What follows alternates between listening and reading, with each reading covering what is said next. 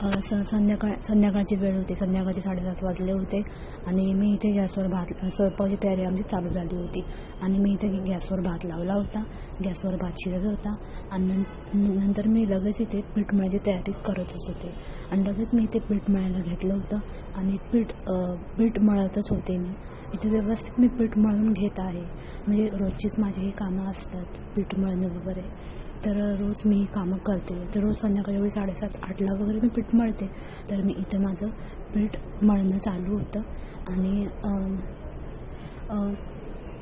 व्यवस्थित मी पीठ मळून घेत आहे आणि मग पीठ मळून झाल्यानंतर नेहमीची माझी सवय असते की पिठाला तेल लावून घ्यायचं आणि पिठाचा एक गोळा तयार झाल्यानंतर मी पिठाला नेहमी तेल लावून नीट मळत असते.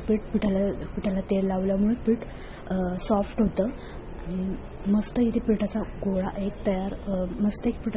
तयार झाला आहे.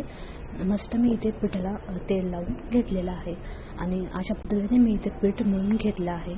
आणि प्रत्येक गृहिणीला रोज पीठ मळावंच लागतं, कारण घरात ते पीठ लागतच असतं. आपल्याला रोज चपाती बनवण्यासाठी पीठ लागतं, त्यामुळं पीठ मळावंच लागतं आपल्याला. प्रत्येक गृहिणीला आणि प्रत्येक मुलींना हे कामं रोज करावीच लागतात. रोज पीठ मळावंच लागतं पोळ्या बनवण्यासाठी. असा हा माझा आजचा व्लॉग.